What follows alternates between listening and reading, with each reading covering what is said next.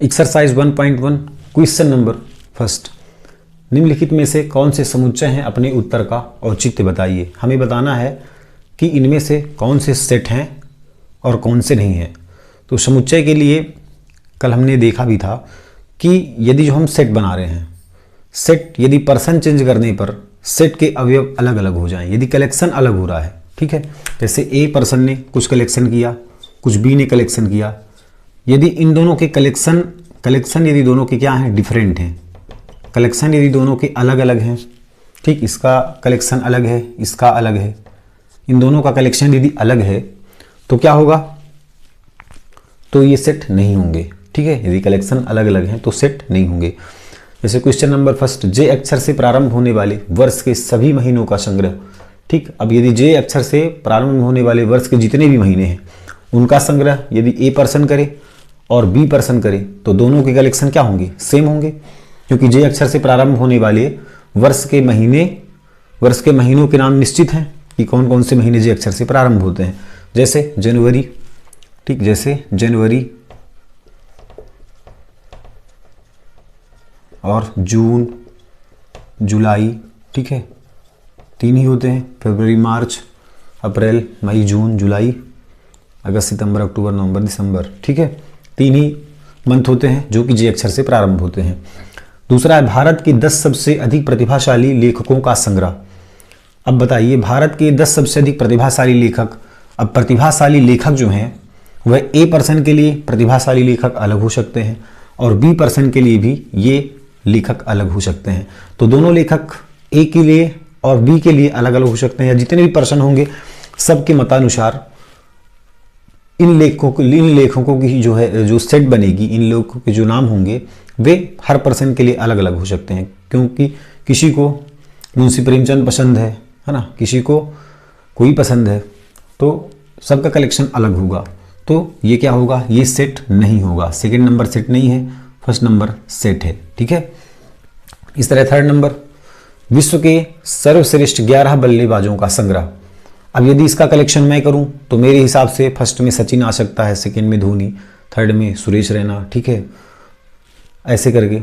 और यदि आप इसका कलेक्शन करें तो हो सकता है आपके फर्स्ट में क्रिस गेल आ रहा हो, कोई थर्ड पर्सन करे हो सकता है उसके फर्स्ट में सौरव गांगुली आ रहे हों, ठीक है। तो ये जो कलेक्शन है तो 11 बल्लेबाज हो सकता है मैं जिन 11 बल्लेबाजों का चयन करूं आप उसमें से केवल 2 को ही पसंद करते हो या फिर किसी को भी नहीं, तो ये कलेक्शन कैसा होगा, वेल डिफाइंड नहीं होगा, सुपरिभाषित समूह नहीं बनेगा, इन दोनों के कलेक्शन अलग अलग होंगे।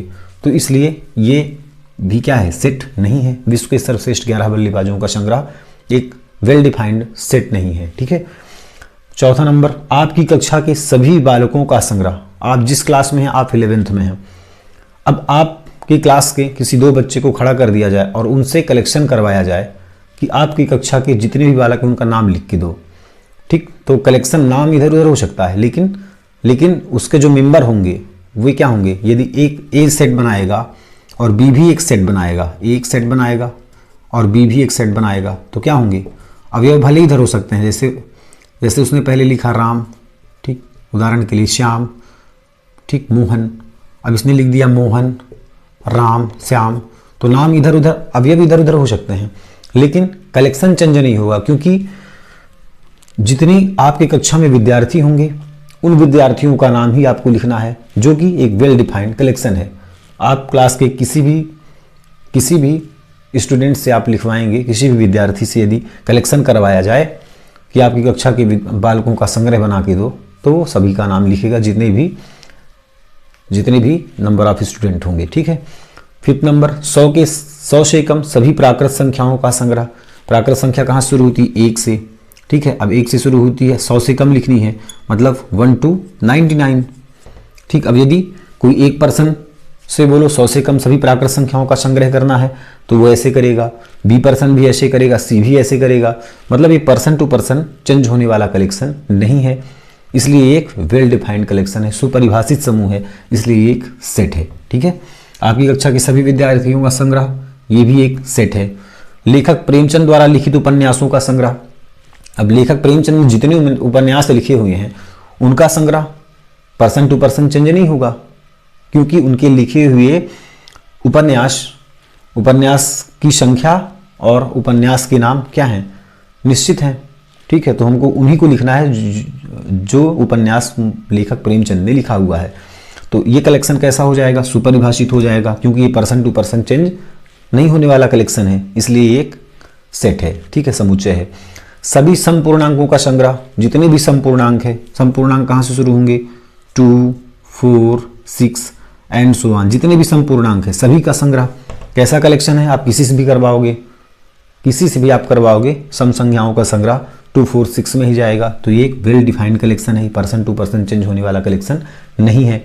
इस अध्याय में आने वाले प्रश्नों का संग्रह, इस अध्याय में जितने भी प्रश्न आ रहे हैं उनका संग्रह, उनका कलेक्शन क्या होगा, सुपरिभाषित होगा। चाहे ए करे चाहे बी करे, चाहे आप करो या आपके क्लास का कोई भी स्टूडेंट, आपका कोई भी क्लासमेट उन प्रश्नों का कलेक्शन करे। कलेक्शन क्या होगा, एक जैसा होगा, मीन्स ये एक सेट है। विश्व के सबसे अधिक खतरनाक जानवरों का संग्रह। अब इसकी तो कोई लिस्ट बनी नहीं कि विश्व के सबसे खतरनाक जानवर फर्स्ट में कौन है, सेकंड में कौन है, थर्ड में कौन है, ऐसा कोई लिस्ट है नहीं। ये आपको अपने अकॉर्डिंग बनाना है। तो हो सकता है किसी को शेर ज़्यादा खतरनाक लगता हो, ठीक है, किसी को हाथी ज़्यादा खतरनाक लगता हो, किसी को सांप ज़्यादा खतरनाक लगता हो।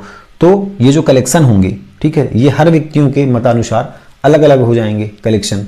ये पर्सन टू पर्सन चेंज हो जाएगा ये कलेक्शन, क्योंकि हर व्यक्ति के हिसाब से जो कलेक्शन होगा अलग अलग होगा। इसलिए विश्व के सबसे खतरनाक जानवरों का संग्रह एक सुपरिभाषित समूह नहीं है, अतः यह समुच्चय नहीं है। क्वेश्चन नंबर 2, मान लीजिए a = 1, 2, 3, 5, 4, 1 से लेकर के 6 तक की प्राकृत संख्याएं दी गई हैं, 1 से 6 तक की। इसमें रिक्त स्थानों में उपयुक्त प्रतीक अवयव है अथवा अवयव नहीं है भरना है, ठीक है। तो इसको अपन इंग्लिश में बोलते हैं बिलोंग्स टू, इसको बोलते हैं does not belongs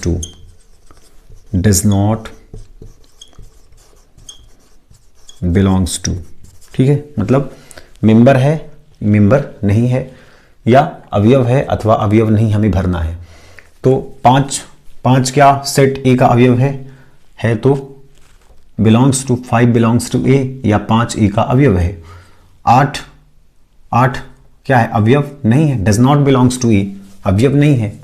third number 0 अवयव है क्या, नहीं, तो डज नॉट बिलोंग्स टू ए, 0 ए का अवयव नहीं है। चौथा नंबर 4 क्या बिलोंग कर रहा है ए से, हाँ, तो 4 क्या है, बिलोंग्स टू ए, मीन्स 4 ए का, सेट ए का एक मेंबर है, एक अवयव है। 2 बिलोंग्स टू ए, 2 भी क्या कर रहा है, सेट ए का एक मेंबर है, सेट ए से बिलोंग कर रहा है, ठीक। क्वेश्चन नंबर 2,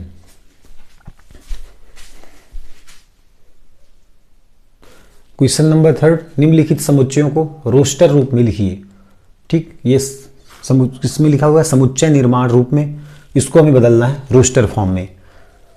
सेट ए दिया है, x सच दैट x एक पूर्णांक है, और जो x की वैल्यू है, x कैसे डिफाइन है, x ऐसे परिभाषित है कि x की वैल्यू -3 से बड़ी है और 7 से छोटी है। x की वैल्यू -3 से बड़ी और 7 से छोटी, और एक पूर्णांक है। तो पूर्णांक क्या होते हैं, दशमलव रहित संख्याओं को हम पूर्णांक कहते हैं, जिसमें दशमलव ना हो। और पूर्णांक को हम जानते हैं कि हम संख्या रेखा में ऐसे दर्शाते हैं, ठीक, इधर 0, इधर 1, 2, 3, 4, 5, 6, 7, इधर -1, -2, -3, -4, ठीक, ऐसे दर्शाते हैं। अब इसमें कैसे परिभाषित है, set x such that x एक पूर्णांक है और x की वैल्यू -3 से बड़ी है, तो -3 से बड़ी वैल्यू क्या होगी, -2, -1, ठीक है। और 7 से छोटी है, x क्या है, 7 से छोटी है, 7 से छोटी मीन्स 6, ठीक। मतलब यहाँ से यहाँ तक की वैल्यू इसमें पुट होगी, सेट बन जाएगा ये, जिसमें -3 क्या है, -3 x की वैल्यू -3 से बड़ी है और 7 से छोटी है, मीन्स इसमें -3 और 7 को इंक्लूड नहीं करेंगे हम, -3 और 7 को इसमें हम नहीं लिखेंगे। इससे बड़ी वैल्यू लिखनी है, इससे छोटी वैल्यू लिखनी है। तो सेट क्या बन जाएगा, सेट बन जाएगा a इक्वल, यहीं पे बनाई देते हैं, सेट a इक्वल बन जाएगा क्या, -2, -1, 0, 1, 2, 3, 4, 5 एंड 6, ठीक। ये इसके अवयव हो गए। सेकेंड नंबर है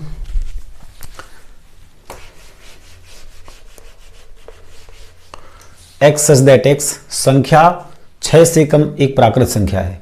अब x कैसे डिफाइन है यहाँ पे, x कैसे परिभाषित है, संख्या 6 से कम एक प्राकृत संख्या है। 6 से कम प्राकृत संख्या क्या होगी, सेट बना दो, सेट b दिया है तो b लिख लो, तो b इक्वल क्या हो जाएगा, b इक्वल सेट क्या बन जाएगा, संख्या 6 से कम मीन्स 1 और प्राकृत संख्या तो 1 से शुरू होगी, 1 2 3 4 5, जिसमें 6 शामिल नहीं करेंगे क्योंकि 6 से कम प्राकृत संख्या हमें लिखनी है।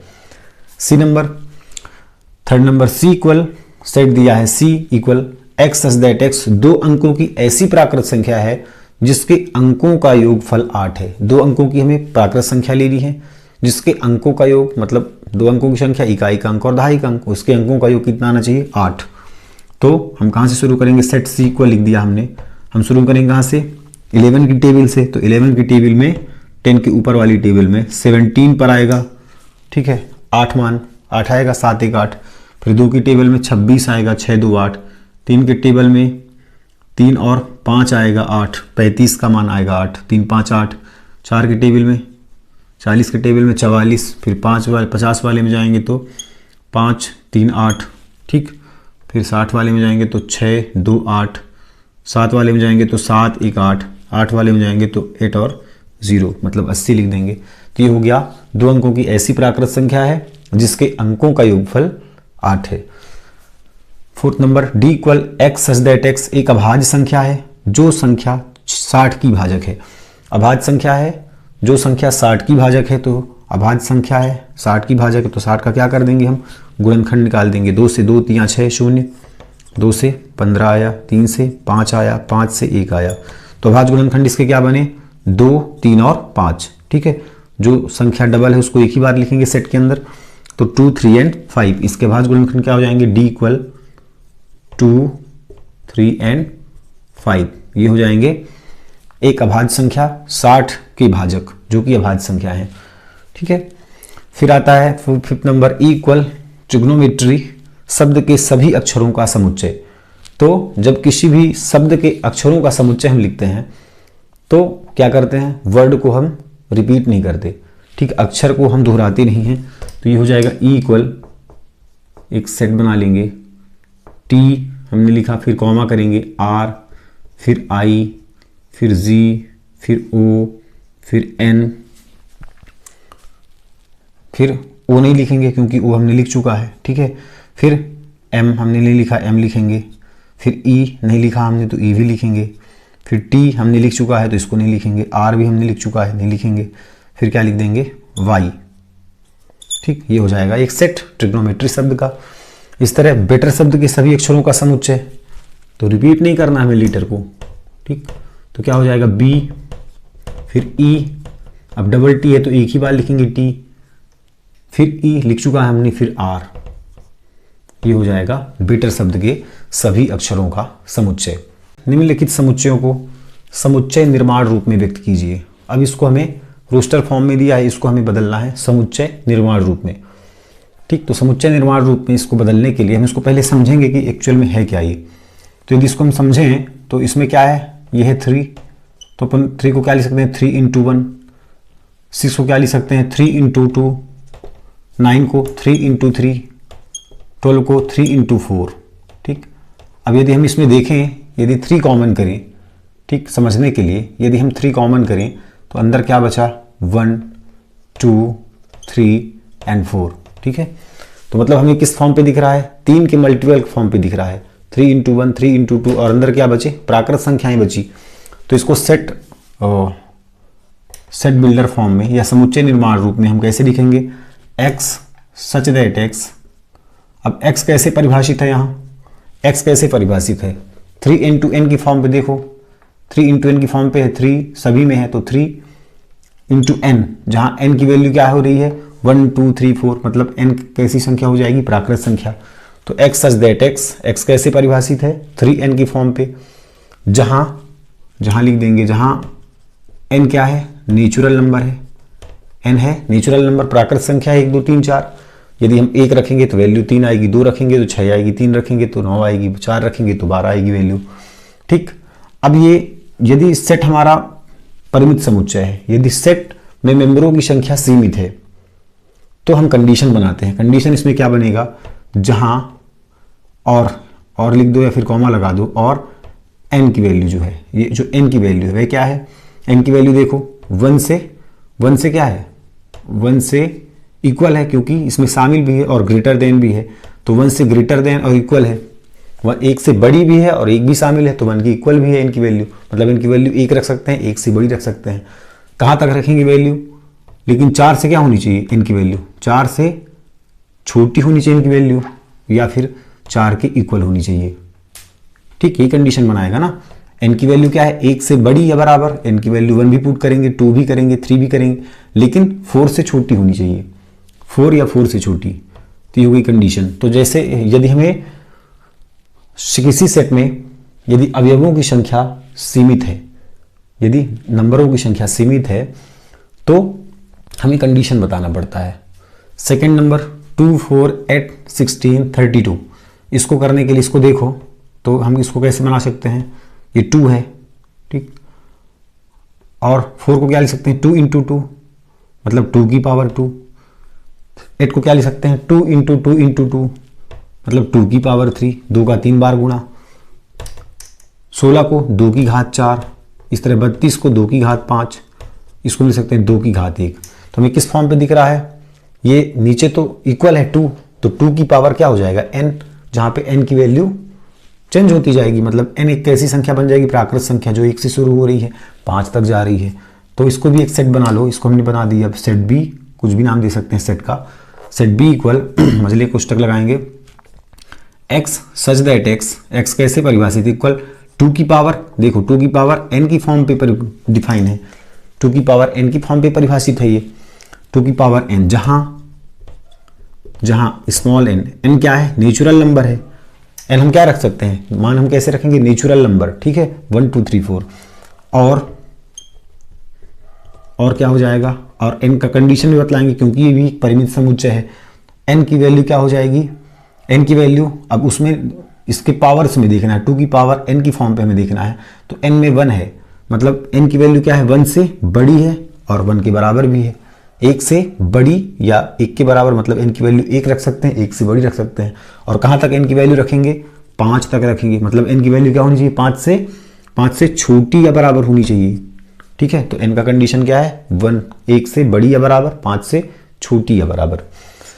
ठीक, थर्ड नंबर, इसको हम क्या बना सकते हैं, इसको बना सकते हैं 5, 25 को 25, 5 की घात 2, 125 को 5 की घात 3, 625 को 5 की घातें 4, इसकी घात 1, तो ये क्या हो जाएगा सेट, इसको हमने कहा set c equal x such that x, set हम कुछ भी मान सकते हैं, जरूरी नहीं आप कुछ भी मान सकते हो कैपिटल लेटर से।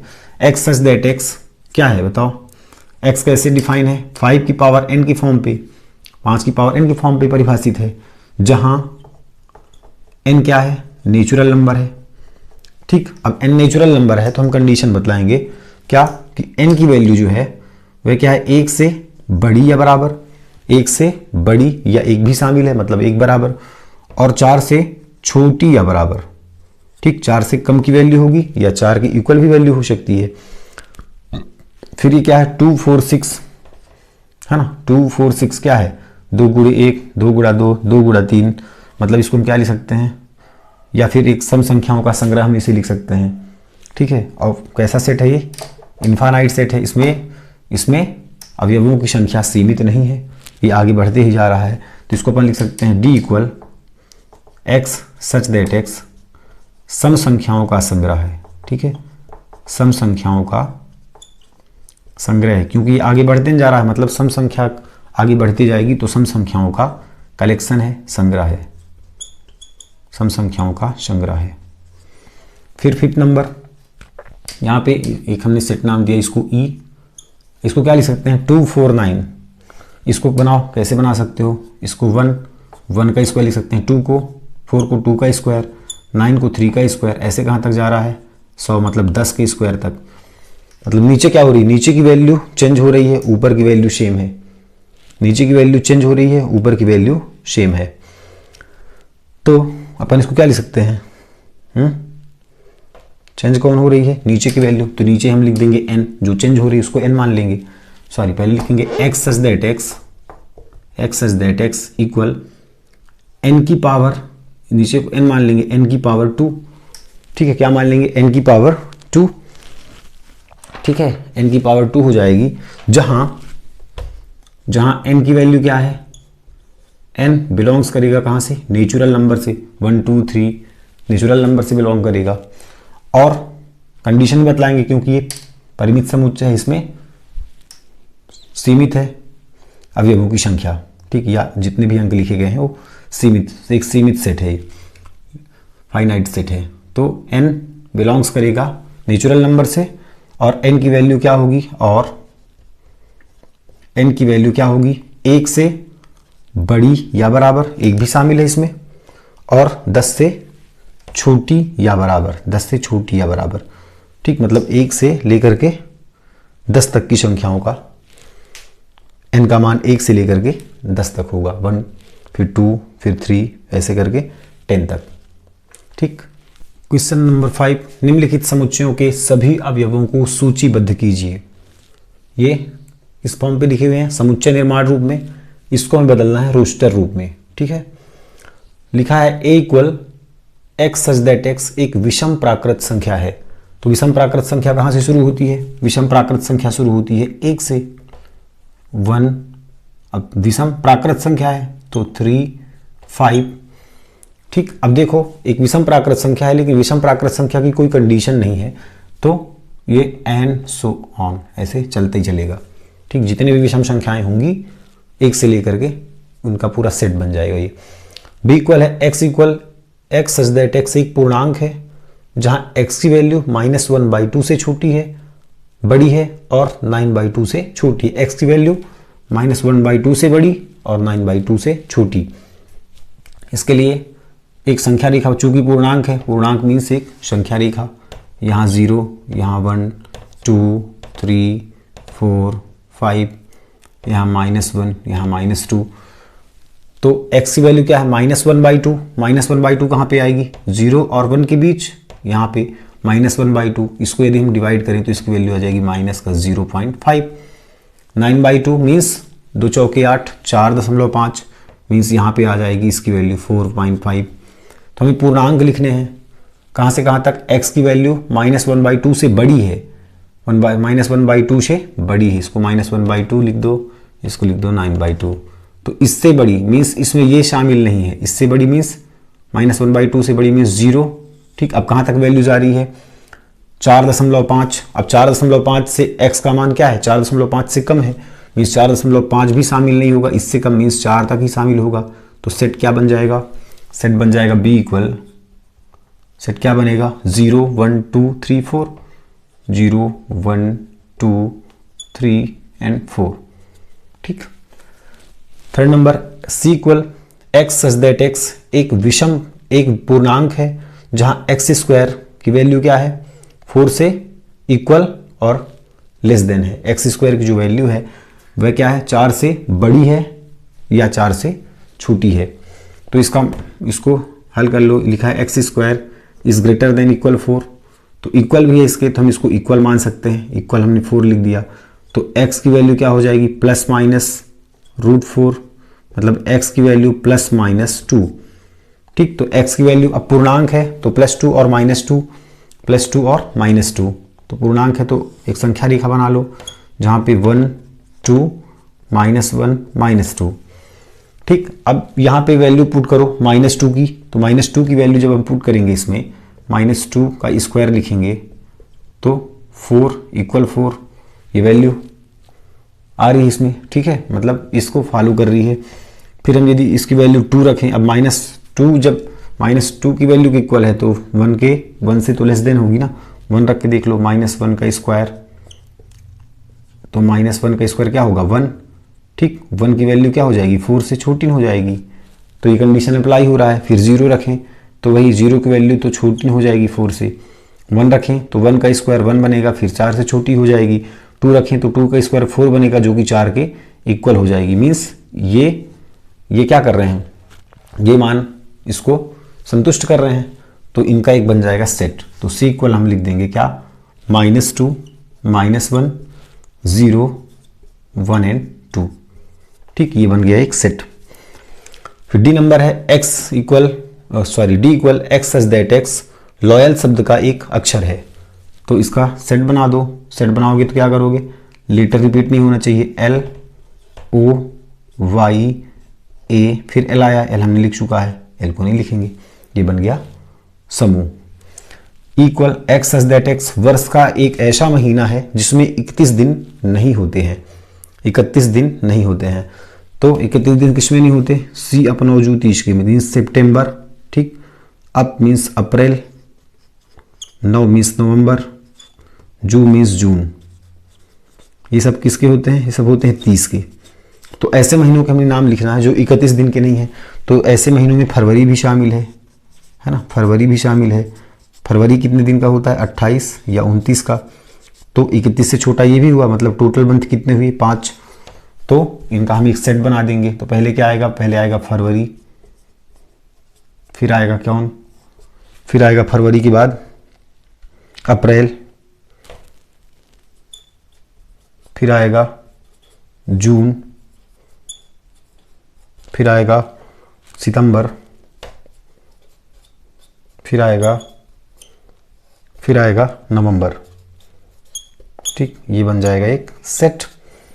फिर 6 number F equal x such that x अंग्रेजी वर्णमाला का एक व्यंजन है जो के से पहले आता है। तो अंग्रेजी वर्णमाला के व्यंजन लिख लो, और अंग्रेजी वर्णमाला के हमें व्यंजन लिखने हैं जो के से पहले आता है। तो क्या क्या होगा, पूरा के से पहले तक का लेटर लिख लो, A B C D E F G H I J, फिर आ जाएगा के, मीन्स के पहले तक, मीन्स जे तक का, जिसमें क्या हो, अंग्रेजी वर्णमाला का एक व्यंजन है, मीन्स इसमें स्वर नहीं होगा, तो ए नहीं होगा, ई नहीं होगा और आई नहीं होगा। बाकी इनको छोड़ करके आप क्या बना दो, एक सेट बना दो इनका। क्या क्या बचे, बी सी डी और एफ जी एच आई तो वॉवेल हो गया, जे, ये बन गया अंग्रेजी वर्णमाला के व्यंजनों का एक सेट जो कि के से पहले। क्वेश्चन नंबर 6, सही मिलान कीजिए। फर्स्ट है 1 2 3 एंड 6। तो इन चारों में से देखो कौन सा हो सकता है। 6 की भाजक एक अभाज्य संख्या है और 6 की भाजक है, ठीक है, अभाज्य संख्या है, 6 की भाजक है, तो इसमें अभाज्य संख्या तो 6 है नहीं, ठीक। सच दैट एक्स संख्या 10 से कम एक विषम प्राकृत संख्या है, ये भी नहीं है। एक प्राकृत संख्या है, 6 की भाजक है, तो फर्स्ट का क्या हो जाएगा, सी। फर्स्ट का क्या हो जाएगा, सी, ठीक। एक्स सच दैट एक्स एक प्राकृत संख्या है, 1 2 1 से स्टार्ट हो रहा, 1 2 3 फिर 6, और 6 की भाजक भी है, 6 2 से भी डिविजिबल है, 1 से भी, 3 से भी और 6 से भी। 2 एंड 3 ये क्या है, ये है एक अभाज्य संख्या और 6 की भाजक, अभाज्य संख्या और 6 की भाजक, 6 की भाजक 2 भी है और 3 भी है। मैथमेटिक्स क्या है, मैथमेटिक्स शब्द का एक अक्षर है, थर्ड का डी, और 1 3 5 7 एंड 9 क्या है, एक विषम संख्याएं हैं, तो एक प्राकृत संख्या है, और अच्छा एक्स सच दैट एक्स संख्या 10 से कम एक विषम प्राकृत संख्या है। 10 से कम कैसी संख्या है, विषम प्राकृत संख्या, तो फोर्थ का क्या हो जाएगा, बी नंबर, ठीक। धन्यवाद।